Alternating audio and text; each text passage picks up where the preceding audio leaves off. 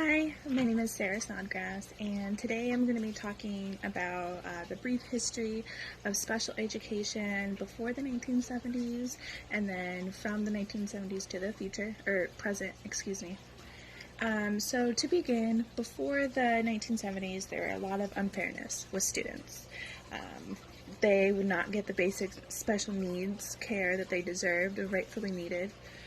Many of the students were then denied equal school education opportunities, and before the court, there were some very dark times for the special education students, special needs, and then in the 1950s, the beginnings of laws to come to order was the goal, which began to allow teachers to be better educated. And therefore, this would put an end to some of the derogatory terms, which I'm sure you are familiar with as well. I will not be mentioning. So this came to pass around the 1960s is when, luckily, the court allowed funding for the teachers to get the proper education so that way they could help educate the students who really needed that extra care and accommodation and modification for the classwork. And now in the 1970s to present, laws again began to be granted to give students all the resources that they need to succeed and rightfully that they deserve. In 1973, the Rehabilitation Act gave the students of any disability the right and protection for any accommodation modification in schools. And then IDEA came into play around 1997, which then allowed for IEPs to be a point of it being necessary for the teachers to come together to meet and to assist the students' eligibility on, the services that they needed, and then if they struggled or not, and the diagnostics. So to continue with this conversation, today there is an act that began in 2001 and 2004 called the No Child Left Behind Act.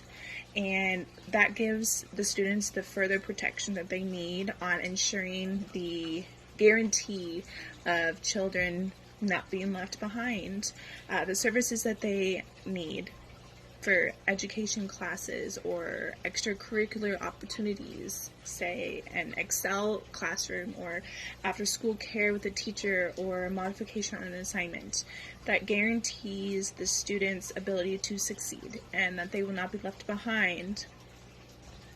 And now I would like to briefly describe two case studies that are really, really important that help make a big difference during this time. The Board of Education of the Hendrick Hudson Central School District versus Rowley 458 U.S. 176 in 1982. Now, this was the first special education case, that was given from the Supreme Court, which had happened during this time, to request an IEP to explain the importance on it and if it's really necessary on the students' eligibility on being able to succeed and have those resources accessible to them. And this then, they concluded that the child should receive those educational benefits so that way the child has the maximum amount of success ability.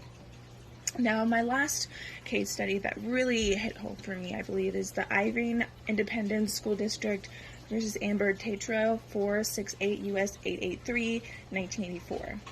This ruling was in favor of allowing the IDEA and not to be labeled as a medical case or a medical service, meaning that a child cannot be denied access to this and must have the help given if the student is necessary and really, really needs that. They would not be denied.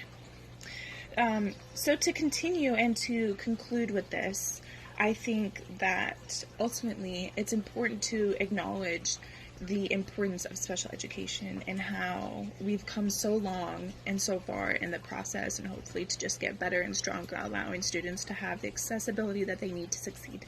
Thank you.